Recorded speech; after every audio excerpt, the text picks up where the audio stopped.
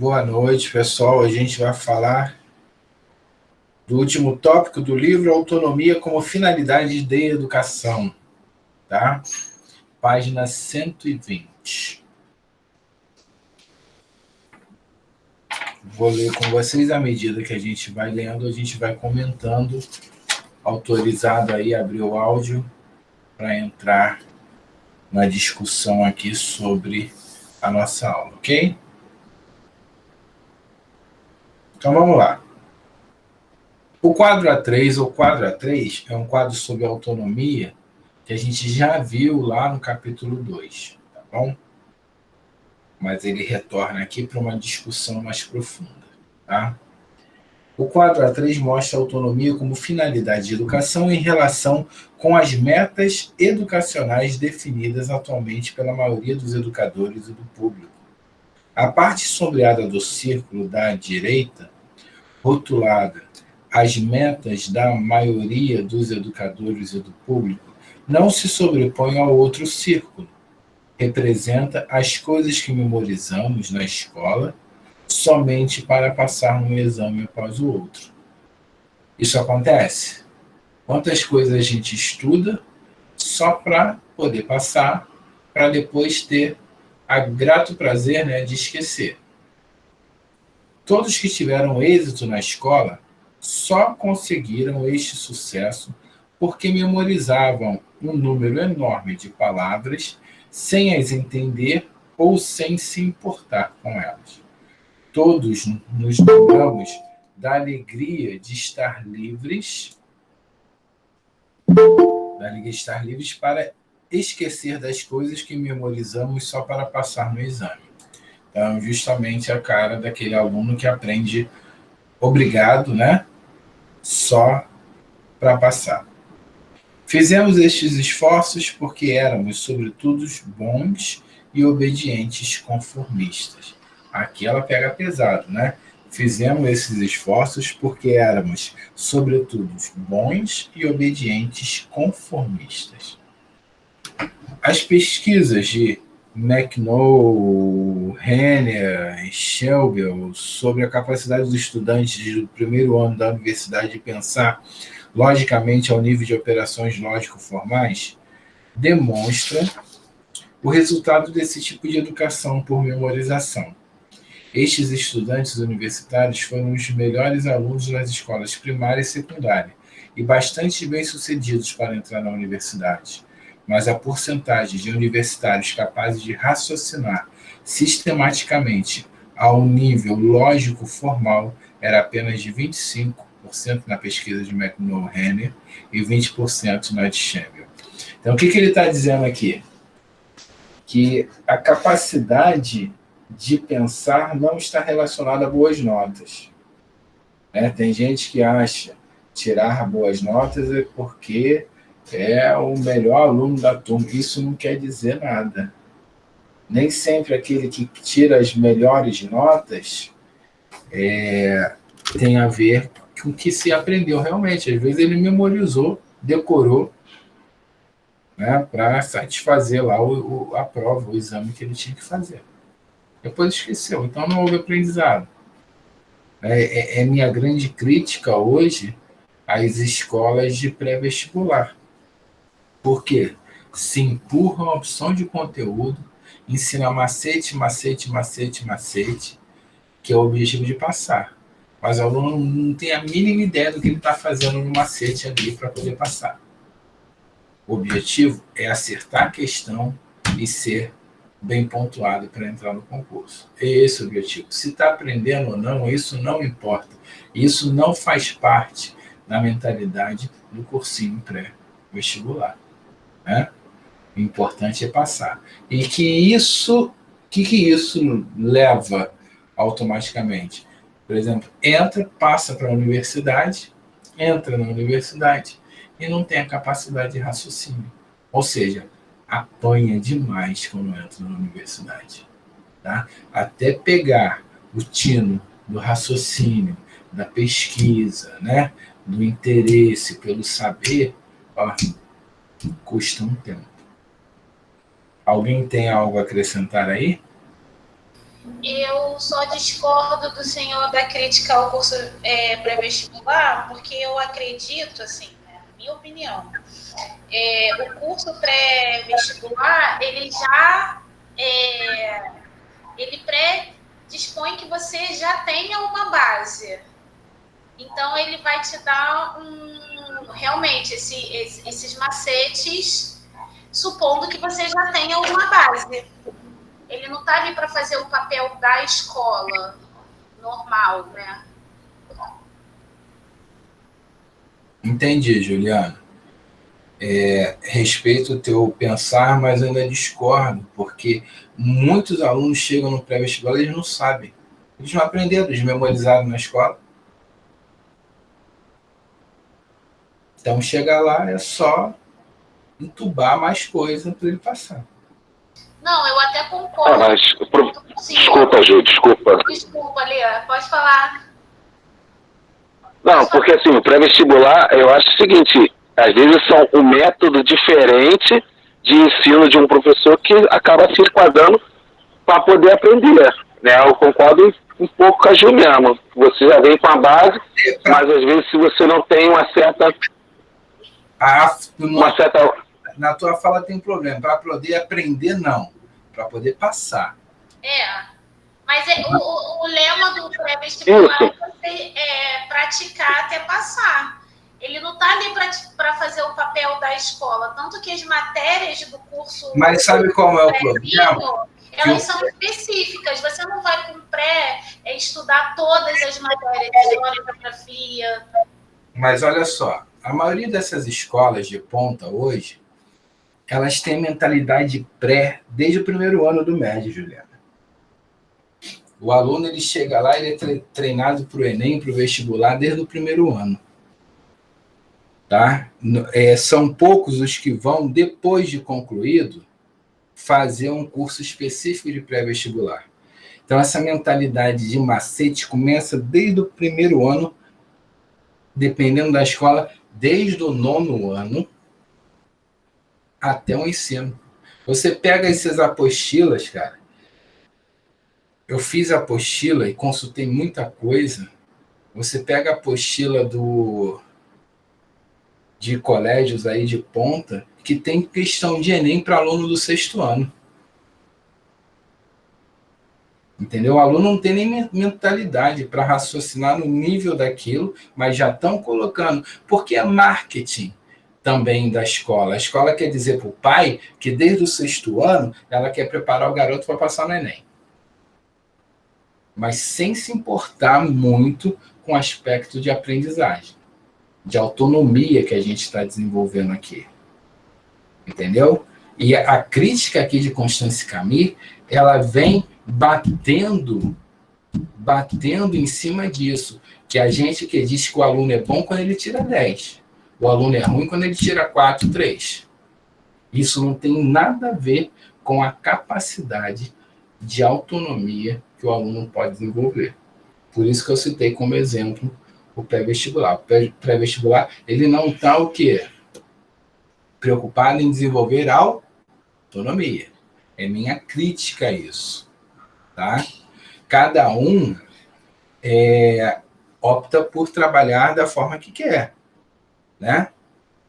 Por exemplo, eu trabalhei um tempo pré-vestibular, depois na minha vida eu não quis nunca mais, porque era uma proposta que não me agradava. Trabalhei rede MV1, GPI, não quero nunca mais botar um pé no pré-vestibular. É uma educação que eu não acredito. Depois que eu fui estudando a mais, vi que não valia a pena, não batia com o que eu acreditava.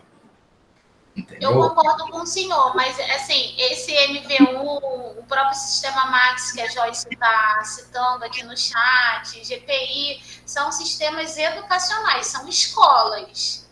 Isso, com propósito. Em paralelo, se você quiser fazer o pré-vestibular, e você fica ali o dia inteiro, né? Eu acho que é assim que funciona. Tamandaré, mas ele vende realmente isso que o senhor falou, eles não preparam, algumas delas não preparam o aluno para a vida, né? Para ser autônomo. Mas eu tenho um conceito diferente de sistema educacional que adota esse sistema, né, de ensino pré-vestibular, e para mim o cursinho pré é aquele que a gente termina o nosso ensino médio normal, aprende todos os conceitos e vai fazer o cursinho. Sim, tem esses dois âmbitos. Dependendo da escola, se a escola ela forma, se ela tem o viés de ser uma escola preparatória no ensino médio para o vestibular, ela não foge do conceito de um cursinho pré-vestibular. Ela vai passar todo o conteúdo e sabe o que ela faz? Ela pega todo o conteúdo, eu digo da parte de matemática, tá?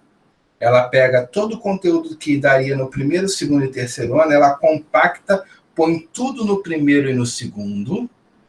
No terceiro, ela faz revisão daquilo que deu no primeiro e no segundo. Isso está escancarado no material deles. De matérias fora de hora que o aluno não tem condição de aprender, empurrado o conteúdo para que haja aquela falsa impressão, dei tudo. Na verdade, não deu tudo, não. Ele cuspiu tudo. Porque o aluno não teve condição de desenvolver tudo aquilo. Nem com uma carga horária de manhã e de tarde. É muita coisa para dar em 2 anos. Entende, Juliana, minha posição? Não, eu entendo. Eu estudei no Tamandaré nesse sistema. Eu faço muita coisa mesmo. E muita coisa eu realmente não aprendi. Eu faço uma leitura de um educador, não de um professor. Daquele que está preocupado em saber se o aluno aprendeu. Aí começa uma distinção. Ah, você vai para a turma tal, que a turma tal é da elite. São os melhores. Em cima do quê? De simuladões. Né? Não se respeita o que a gente acredita na pedagogia do tempo do aluno, do desenvolvimento do aluno. Cada um tem seu tempo. Então, há ali uma nítida noção de que é competir. Estão preparados para competir. Legal, o pai quer isso para o filho dele. Beleza. Coloca nesse tipo de escola. Eu, particularmente, eu não gosto. Não gosto. Tá? Mas é coisa minha. E isso bate com o quê? Com o que eu estudo e entendo sobre autonomia. Às vezes você não tem um aluno que tira 10 em tudo, mas ele tem um senso crítico tão grande, como vocês estão fazendo aqui comigo agora, de colocar o ponto de vista. Coisa que quando a Constância Camus fala aqui, ó, ela fala assim, fizemos esses esforços porque éramos, sobretudo, bons e obedientes conformistas. Ou seja, aquilo que se fala é o que se concorda. É a autoridade máxima. Não há espaço para diálogo. Aí a gente volta para uma educação totalmente o quê? Tradicional. Onde o aluno não sabe nada, o professor sabe tudo, e ele empurra o conhecimento sobre o aluno. Certo? Entendem o meu ponto de vista? O que eu abro para vocês, a proposta? Sobre o que ele fala sobre a autonomia, aqui é Constância Camus? Que a proposta da educação não é só passar. A proposta da educação é formar um cidadão pleno, crítico, capaz de avaliar. O pensamento lógico-matemático é para a tomada de decisão na vida da pessoa. Se ele não consegue desenvolver isso, ele vai ser um adulto frustrado, infeliz, inseguro, porque ele não tem a capacidade de tomar decisão por si próprio, que é o princípio da autonomia, ser governado por si próprio. E a heteronomia, ser governado por outrem, por outra pessoa. Ficou claro esse viés de propostas de ensino? Eu sei, eu não critico quem trabalha lá, não. Cada um tem perfil, né? Quem gosta... Não, eu gosto desse tipo de educação. Beleza. Vocês vão atuar na área que quiser. Agora, nem todo mundo topa. Eu sou um que por dinheiro nenhum eu daria de novo aula em cursinho que me exigisse isso. questão particular minha, né? Mas tem gente que dá super bem, que consegue viver numa paz e tranquilidade, né? Eu cheguei um dia, eu fiz uma promessa para mim, eu só estou olhando aqui porque caiu alguma coisa aqui, algum barulho. Eu fiz uma promessa para mim mesmo que eu nunca mais ensinaria matemática só como ferramenta, mas como ciência. Foi uma promessa que eu fiz para mim, ensinando o porquê, que meu aluno saiba o porquê das coisas, porque está acontecendo. Não produza o conhecimento mecânico, porque quando a gente aprende de forma mecânica, a gente esquece. Né? Quando a gente aprende de verdade, entendendo, a gente pode passar um tempão sem ver, mas quando a gente olhar, a gente vai relembrar tudo que a gente já viu. Isso é uma proposta de uma educação eficaz, né? Enfim, toca o barco. Se alguém quiser falar mais alguma coisa, estamos aí. Mas entendo, sim, entendo. É o que vende, né, gente? A gente está numa sociedade capitalista. O que vende é o colégio que aprova, o que vende é o colégio que tem mais tecnologia, o que vende. A gente sabe, a gente é assim, a gente vai procurar uma escola para o filho, a gente quer saber o quê? Tem, lá no bairro tem 2 escolas boas. Aí você olha assim, uma tem laboratório de informática, a outra não tem. Aí eu encho o olho, diz aqui tem laboratório de informática, internet, não sei quantos mega, o aluno aprende, um computador para cada aluno, não sei o que, isso tudo é marketing da escola.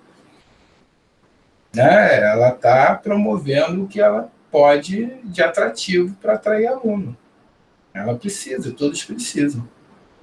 Né? Eu tenho um olhar muito mais significativo. Aqui perto da minha casa tem uma escola que é 100% construtivista. Eu sou encantado. Sou encantado por essa escola. Né? Digo que funciona para todos os alunos? Não, não funciona. Como eu sou encantado também por algumas escolas, por exemplo, a minha filha estuda no Pedro II, eu sou encantado com o ensino de lá.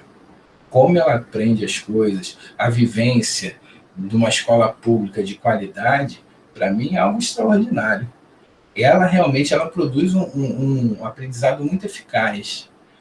Questiona, pergunta, não aceita qualquer resposta. Você tem que justificar por quê. Então, é um ensino muito crítico, muito pautado em diálogo. Né? E isso, para mim, é extraordinário. Ela me questiona toda hora. E eu não me irrito com isso. Né? Eu tento mostrar o meu olhar e ela me mostra o dela. E a gente chega a um consenso. Agora, assim, não são todas as escolas que conseguem desenvolver isso. Enfim, falei demais. Vamos lá.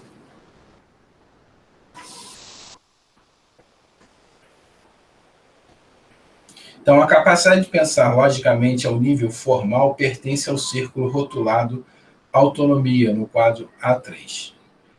Ela pertence mais precisamente à parte do círculo que não sobrepõe ao outro, uma vez que tão poucos estudantes do primeiro ano universitário parecem ter chegado às operações formais depois de terem sido bem-sucedidos na escola secundária. Então, a crítica aqui que a autora faz, que a Camille faz, é justamente isso. Vem tendo uma educação que a gente chama de educação básica, né? A educação básica toda, satisfazendo, sendo bom, obediente, mas sem ter uma reflexão sobre a aprendizagem, que chega na universidade, ele não consegue ser o quê? O bem-sucedido que era, porque na universidade começa a ter o quê? Uma reflexão maior, uma puxada maior. Né? Não é só satisfazer para passar. Precisa argumentar, precisa pensar. E isso, para alguns que nunca foram acostumados a isso, é um problema. Né? Quem não teve problema com a filosofia no início? Né? Porque a filosofia é uma disciplina que faz pensar, que faz refletir. Então, é nesse aspecto. Né? Após a representação dos seus dados, McNoll e Renner se perguntaram sobre que tipo de educação esses estudantes tinham recebido na escola secundária. A conclusão deles foi, evidentemente, a escola secundária não ensinava os alunos a refletir. É isso que eu acabei de falar. Então, a educação básica é uma educação que a gente chama aqui de conteudista. Conteúdo, conteúdo, conteúdo. Aprende, aplica, é assim que faz, né? Passou, ok, é bem sucedido. Mas quando chegou lá a nível da universidade, eles não conseguiram render. Foi cerca de 20% a 25%. Né? Ao verem que os professores do secundário não insistem sobre a reflexão de seus alunos, os autores se perguntaram sobre quem havia formado esses professores. Em síntese, a resposta foi: foram as universidades que formaram os professores do secundário. Ou seja, a capacidade de refletir é deixada de lado em todo o sistema de educação, do começo ao fim. Então, aí ela já expande uma crítica maior, porque a pergunta é: quem está lá dando aula no secundário foi formado por quem? Foi formado pelas universidades. Então, as universidades também falharam nesse processo. Né? Ou seja, a capacidade de refletir é deixada de lado em todo o sistema de educação, do começo ao fim. Isto é muito grave quando pensamos que um indivíduo incapaz de refletir logicamente não pode, evidentemente, refletir de maneira crítica e autônoma. De novo, tudo pautado que na autonomia, no ato dele ser governado por si mesmo. Também no âmbito moral, como declarei anteriormente, as escolas atuais reforçam a heteronomia das crianças e, sem se darem conta, impedem que estas desenvolvam sua autonomia. Para fortalecer as regras e padrões dos adultos, as escolas usam testes, notas, estrelas douradas, o quarto de castigo, méritos, deméritos e prêmios. Assim, a parte do círculo rotulada autonomia e que não se sobrepõe ao outro círculo relacionam-se com a autonomia moral e intelectual. Na interseção dos dois círculos situam-se as coisas que aprendemos na escola e que foram úteis para o desenvolvimento da nossa autonomia. Então, aqui, ó, só para vocês lembrarem do círculo, aqui, ó, a interseção aqui, onde uma encosta na outra, é o ideal, aquilo que se aprende na escola e se realmente levou para a vida, né? Infelizmente, a gente vê que é o quê? É muito pouco.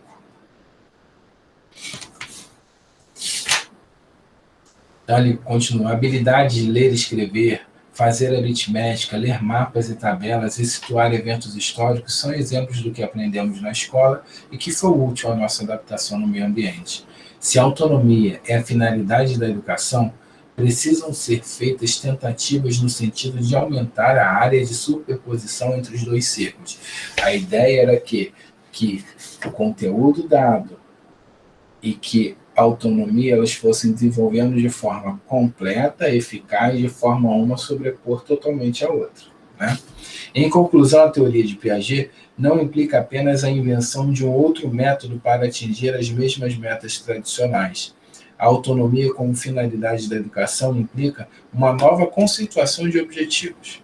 Não tenho nada contra as respostas corretas. Aí ela cita aqui os 3 R's, né? Ler, escrever e calcular. Em realidade, eu os apoio, mas uma enorme diferença entre uma resposta correta, produzida autonomamente, com convicção pessoal, e uma produzida heteronomamente, por obediência. Então, o que ela está dizendo? Que ela prefere, né, o que ela quer é uma resposta correta, produzida pelo próprio aluno, do que uma resposta correta, dita por outra pessoa que ele viu dizer. Ele não conseguiu chegar à sua própria conclusão. Ele não conseguiu pensar por si só. Da mesma forma, há uma enorme diferença entre um bom comportamento escolhido autonomamente ou um bom comportamento realizado através da conformidade cega. Né? Tem aquele que obedece porque entendeu o porquê, e tem aquele que obedece porque simplesmente foi ensinado... Sua pesquisa gerou o seguinte resultado. Foi ensinado a obedecer apenas, cegamente, sem perguntar o porquê. Né? É a mesma coisa que você, mal porcamente comparando, né? Você bater num filho seu sem explicar por que você está batendo. Ele só vai ter medo, mas vai continuar errando, porque ele não sabe por que ele está apanhando. Né? Algum comentário? Vai lá, Juliana, conto contigo. Vai, Leandro.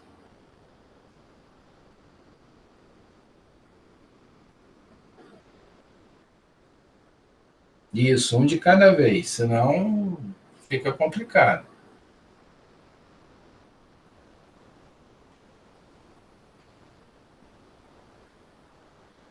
Bem participativos, todos falando ao mesmo tempo. Nayara, quer falar nada, não?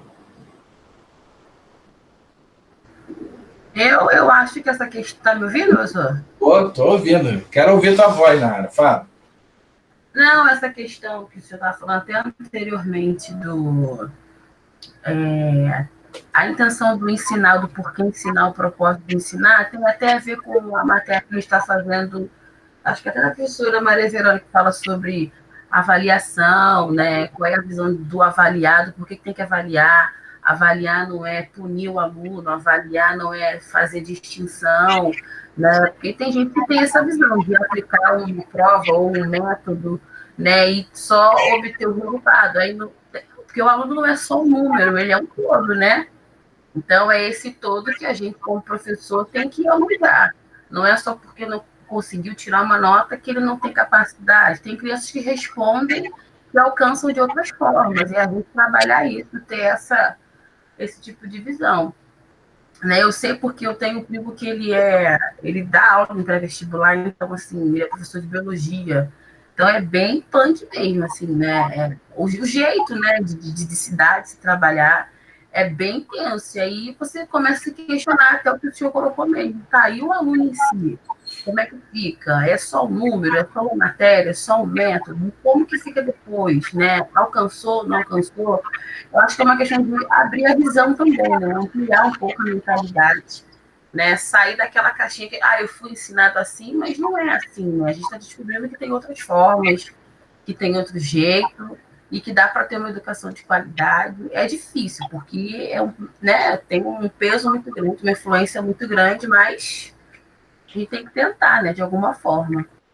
É uma tentativa, a gente tem que tentar se superar todo dia, né, Nayara? Porque, assim, eu não tenho problema nenhum em mudar meus conceitos, né? Desde que eu seja convencido, e eu entendo o porquê.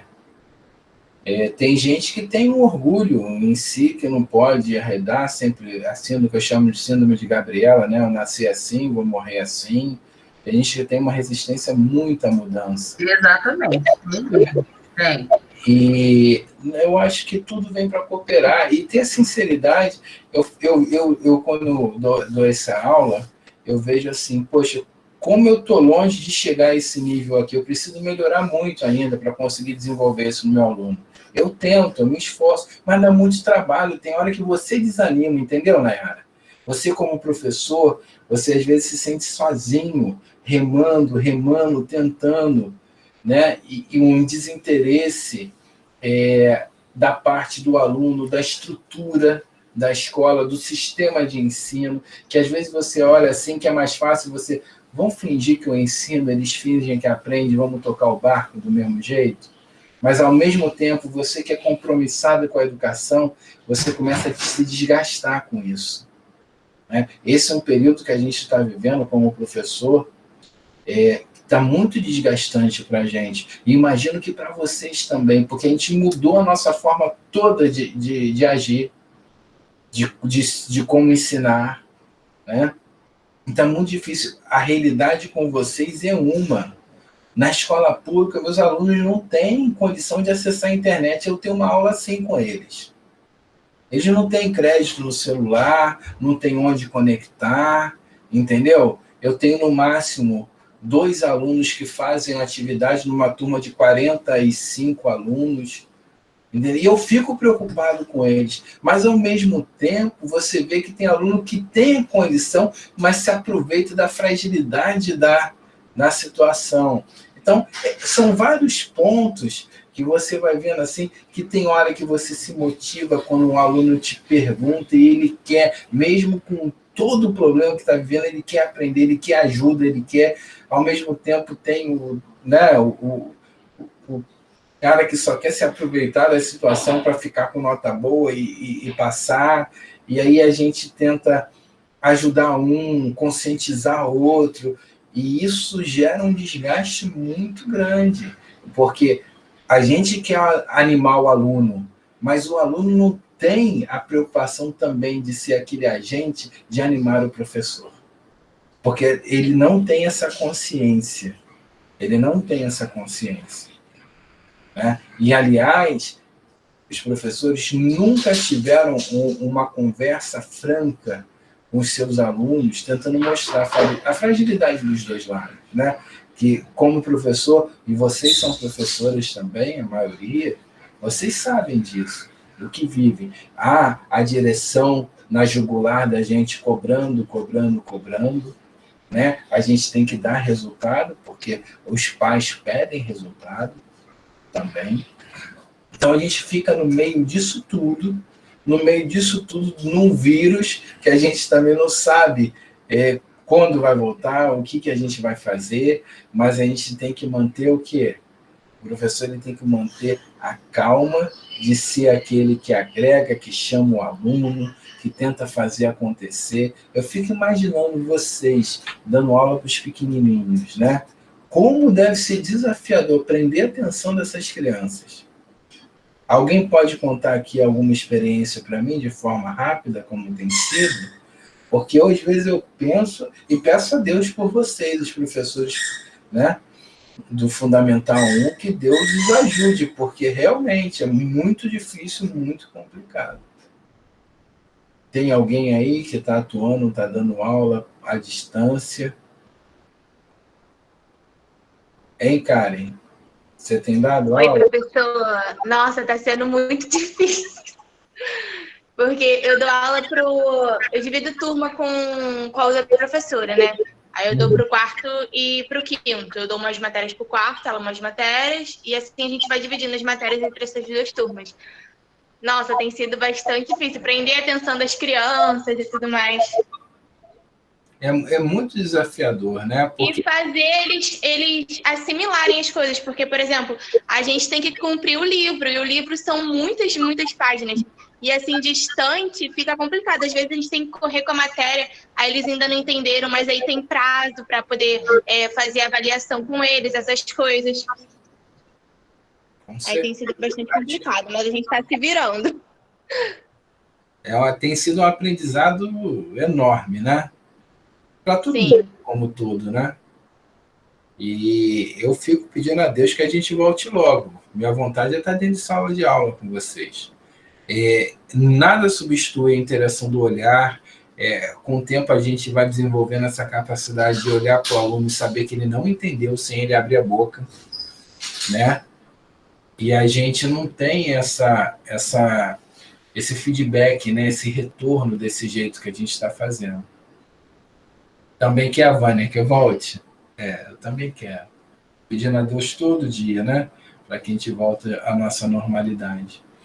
Mas tem sido bem difícil. Ainda mais você conseguir desenvolver nas crianças toda essa proposta que traz aqui, né, de autonomia, à distância é muito mais desafiador, né? Faz toda a diferença, Nayara, faz toda a diferença.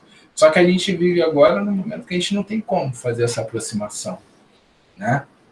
E a gente aí tem que se esforçar. Vocês precisam se esforçar do lado de vocês. Nós, professores, nos esforçamos aqui do nosso lado, né? Para que a gente perca o menor possível, né? De conteúdo, de afinidade, né?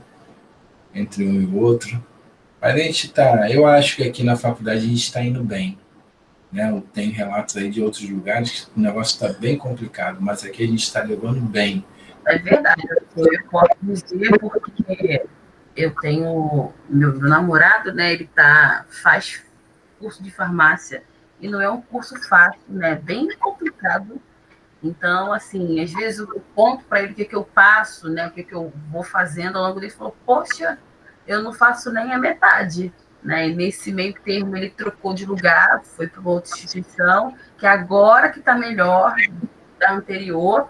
E realmente, assim, mesmo com essa distância, eu falo para o pessoal, gente, eu tenho aula todo dia, você está tendo aula todo dia? Eu falei, tem que sentar lá, deu 7 horas, eu sento ali, assisto aula. Não é aula gravada, tem aula mesmo, não é vídeo. O professor está ali, você está vendo, a gente está interagindo. Então, isso em outros lugares não é todo lugar que tem isso, essa preocupação, essa proximidade, mesmo distante, mas ainda assim a gente tem, né, tenta manter essa população que não é todo lugar que tem, não. É verdade, né? É verdade. A gente está conseguindo aqui, na faculdade, manter assim a melhor aproximação que a gente pode de vocês, né? É o nosso intuito. Nas nossas reuniões a gente bate muito isso. Ano passado eu dei algumas aulas por vídeo, até porque a gente estava tentando se adaptar, né, à realidade, mas ao vivo assim é muito melhor. Eu fiz várias adaptações aqui no meu ambiente de trabalho para poder atender essa demanda também. Mas a gente está se superando, graças a Deus. Aí, lá na página 122, botei assim, também no âmbito moral, como declarei anteriormente, as escolas atuais reforçam a heteronomia das crianças e, sem se darem conta, impedem que estas desenvolvam sua autonomia. Para fortalecer as regras e padrões dos adultos, as escolas usam testes, notas, estrelas douradas, né? O reforço, tentando fazer o reforço tanto positivo quanto negativo. Na interseção dos dois ciclos, eu já falei. Página 123, primeiro, segundo, terceiro parágrafo. Da mesma forma, há uma enorme diferença entre um bom comportamento escolhido, já falei também, autonomamente, ou um bom comportamento realizado através de conformidade cética. Ironicamente, muitos educadores gostariam de ver autonomia moral e autonomia intelectual em seus alunos. A tragédia está em que, por não saber a distinção entre autonomia e heteronomia, e por ter ideias ultrapassadas sobre o que é fazer as crianças boas e educadas, continua a depender de prêmios e punições, convencidos de que esses são essenciais para a produção de futuros cidadãos adultos bons e inteligentes. É aquela concepção, né? A diretora da escola, eu trabalho em algumas escolas, ainda mais no município, professor bom é aquele professor que mantém os alunos tudo caladinho, quietinho, fazendo o trabalho, né? Eu já discordo dessa proposta. Não é porque ele está ali quietinho, fazendo o trabalho, que ele está aprendendo, não. Eu gosto mais de proporcionar um ambiente de interação, de conversa, de troca, em que ele aprende com o colega, aprende comigo, e assim a gente vai construindo algo melhor. E às vezes a gente faz grupinho, e nos grupinhos eles aprendem mais do que até quando eu explico, aprendem um com o outro, e isso é muito legal, né? A educação é uma profissão subdesenvolvida, que até agora está em nível semelhante ao estágio de pré-copernicano na astronomia. Assim como os astrônomos anteriores a Copérnico fizeram muitas correções pequenas para as predições específicas sobre a posição dos planetas que não funcionaram, os educadores estão tentando resolver uma variedade de problemas com os baixos resultados em testes, a apatia, a vadiagem, os problemas com drogas e o vandalismo, como se estes fossem problemas separados. A teoria da autonomia de Piaget sugere a necessidade de uma revolução copernicana na educação. Ou seja, o que ela está dizendo aqui? Que se vocês lembrarem um pouco na história, quando fala de Copérnico, né, ele foi que sistematizou o nosso sistema solar, né? Porque antes se acreditava que a Terra era o centro de tudo, né? Copérnico falou, não, o Sol é o centro, né, das coisas.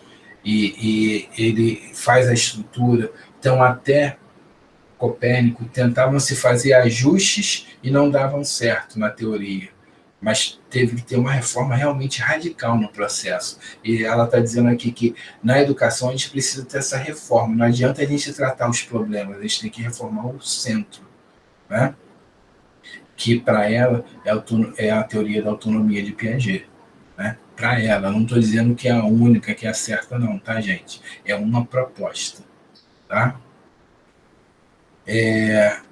Ao mudar o foco do nosso pensamento, daquilo que nós fazemos, para como as crianças se desenvolvem, podemos começar a ver os temas acadêmicos e a educação moral partindo do ponto de vista como as crianças aprendem. O que a educação precisa hoje, mais do que dinheiro, é uma reconceituação fundamental dos objetivos. Ao enfocar a autonomia da criança, podemos bem animar o desenvolvimento da criança com velhos valores, tais como amor pelo estudo e autodisciplina. As crianças respeitam as regras que elas fazem para si próprias. Elas também trabalham com mais empenho para atingir as metas que elas colocam para elas mesmas.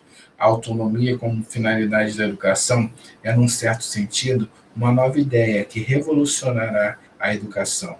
Em outro sentido, contudo, pode ser vista como um retorno a antigos valores em relações humanas. Então, ela faz aqui um apanhado que não é só de dinheiro, né, que a educação precisa, né?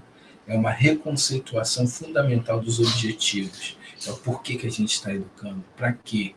E ela começa a mostrar aqui, dentro da teoria de Piaget, que as crianças bem orientadas, elas podem criar as suas próprias regras, né? Dentro do conceito correto moral, intelectual que a gente viu, mas, acima de tudo, quando isso parte dela, isso tem um significado para ela e ela cumpre, porque foi ela que chegou à conclusão daquilo, né? Ao invés de ser imposto.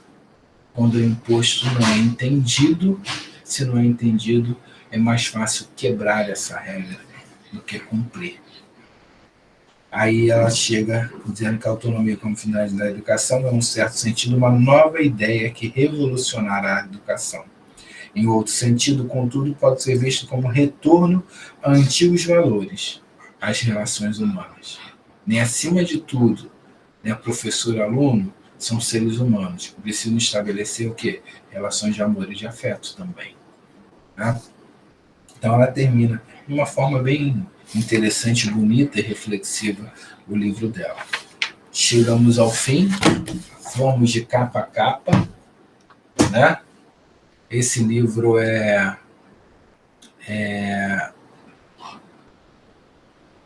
que a Ana Cláudia botou? Muitas vezes o aluno está quieto porque tem medo, exatamente. Apavora, né? Vai para a direção e começam ameaças, porque só consegue manter o controle dessa forma. Né? É desafiador, tem hora que realmente é muito difícil, mas a gente não pode desistir, a gente precisa tentar.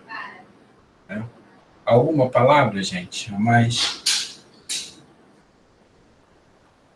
se todas e todos estão satisfeitos, fechamos o livro, o nosso conteúdo. Tá? Semana que vem eu começo com um novo. Tá tudo bem? Ninguém vai falar nada, não? Todos os professores permitem que vocês abram o áudio e conversem com eles? Acho que sim, né?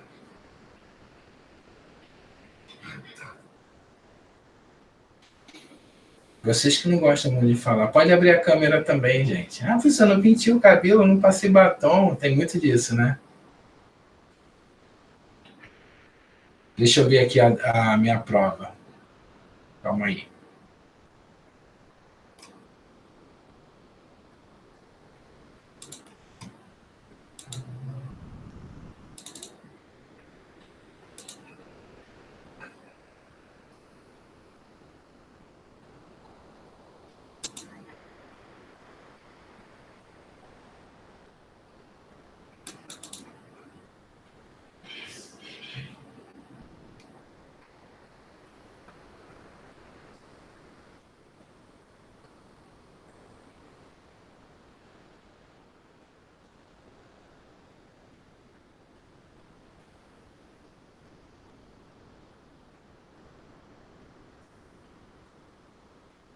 Tá de pijama, Vânia? Não acredito.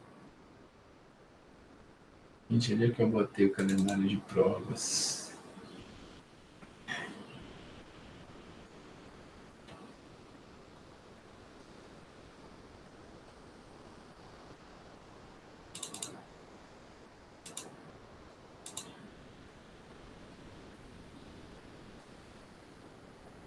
Alguém tem aí o calendário de prova? Eu estou procurando aqui no meu computador, não estou achando.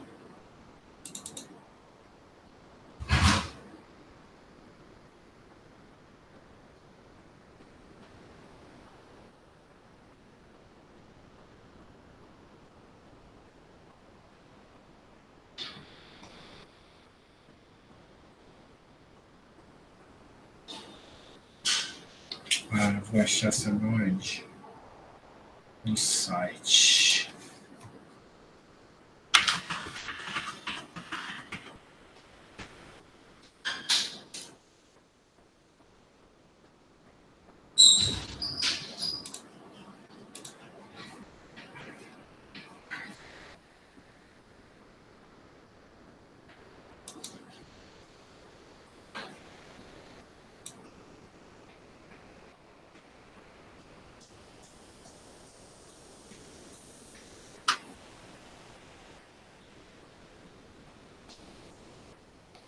Tô pegando aqui.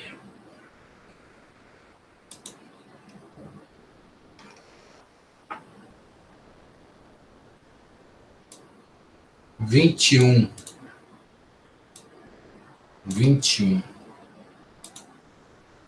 né? Semana que vem é a prova.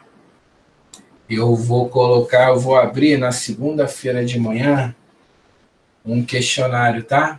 Para vocês de 10 questões lá no ABA, tá bom? Então, semana que vem, aí eu deixo 24 horas, tá bom? Para vocês, vai até outro dia de manhã, tá? Vai ser sobre tudo que a gente falou aqui do livro, tá bom? Do capítulo 4 em diante. Combinado? Capítulo 4 até a última página do livro, tudo, apêndice, que a gente estudou tudo. Tá bom? Passa pro pessoal que não veio hoje. Joyce, você tem condição de passar pro pessoal que não veio hoje? Ok, muito obrigado, gente. Fiquem com Deus, tá? Um abraço aí em todos e todas.